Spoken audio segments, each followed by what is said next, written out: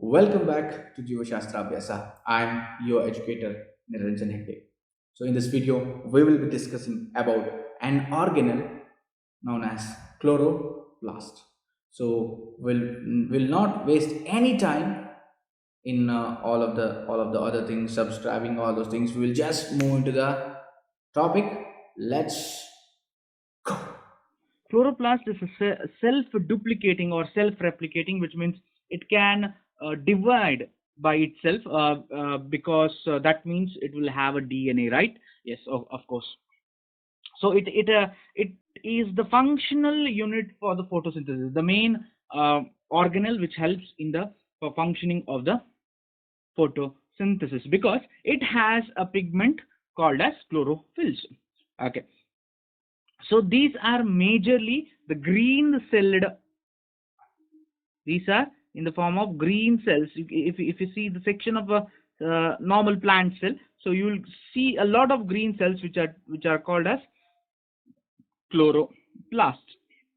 So mostly we can see in every type of plants like angiosperm, gymnosperm, sterophytes, and even in the vegetative cells of the lower plants like algae. So we can see in that one also. So as we can say that the structure of the chloroplast is it is a discoid discoid ellipsoidal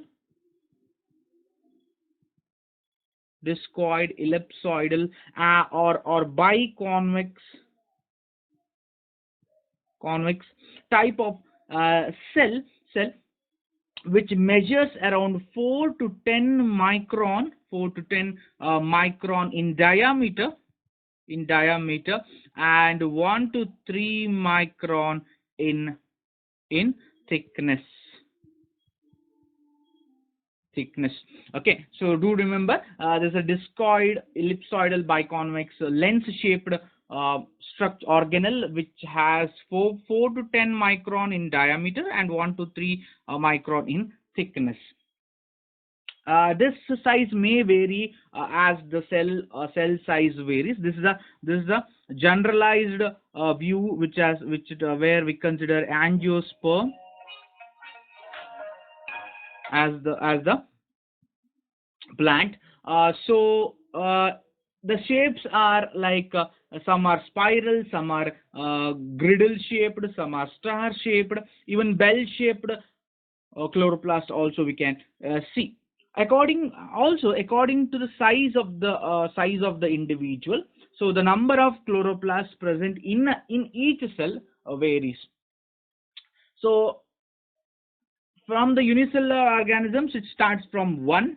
So if you go to the higher organisms, so it will go around 10,000 10,000 number of cells are going to be there. Not exactly 10,000, but in the green algae and green algae and chlamydomonas it will be around 20 to 40 uh, cells in a particular organisms. So as you can see the diagrammatic when you look at a diagrammatic view, it is a two membraned ring. One is the outer membrane and other one is inner membrane. There is you can see there is a space between the outer and inner membranes.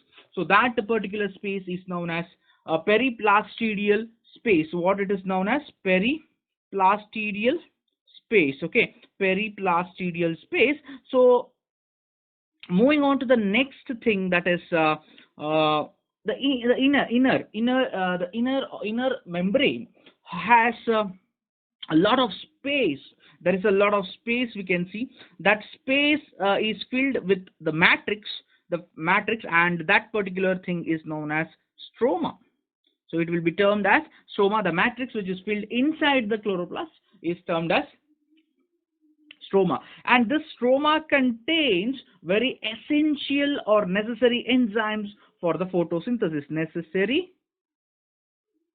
Necessary things or enzymes for photosynthesis. For example, like So DNA, RNA, RNA, ribosomes,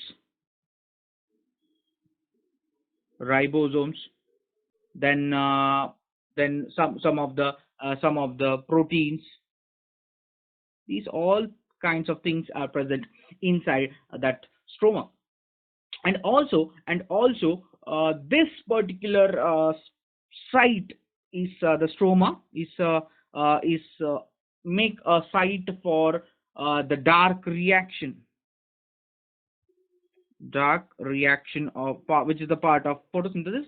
It is going to happen. Dark reaction is going to take place in the stroma.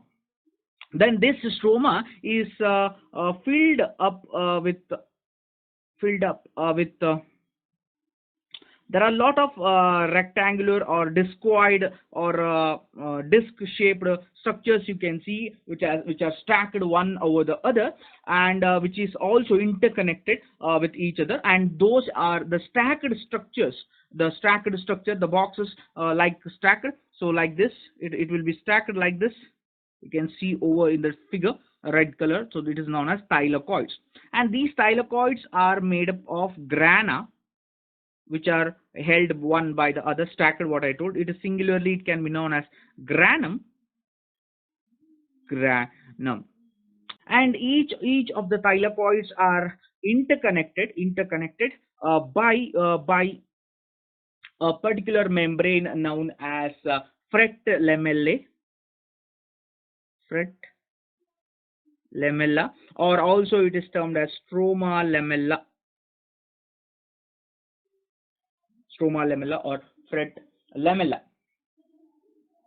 So and also this lamella functions as the channels for transportation of various photosynthetic substrates which are required for the photosynthesis. It is going to be transferred through this tubular structure or membranes, which are known as fret lamella or the stroma lamella. So here there will be the major pigments are chlorophyll. So each grana or granum or thylakoid is containing chlorophyll.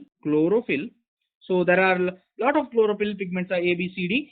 Those chlorophyll will be present in the grana. Rather, other than this chlorophyll, there is a coloring agent such as carotene. Carotene is present. Carotene is also present, and also fewer amount of xanthophyll also you can see in this particular thylakoids or thylakoidal membrane, or also granum you can say. So mainly the grana is the region. This is the granum is the region, so where the light reaction is going to happen. So this is the main structure of chloroplast, which may be asked for 3 marks. 3 marks in your examination. Only the diagram can be asked for 3 marks, and if it is asked for the description, it might be asked for 5 marks even. So other than that, the questions may be arising from what are thylakoids for 1 mark, and what are granum or grana for again 1 marks, and what are stroma lamellae or fret lamellae for 1 marks, and also these carotene, what are carotene, xanthophyll, and what are the different kinds of chlorophyll are present. So those are maybe asked for one or either 2 marks questions. Thank you for joining into the class, and I hope you liked. Yes, until next time, let's see the road of success together. Jai.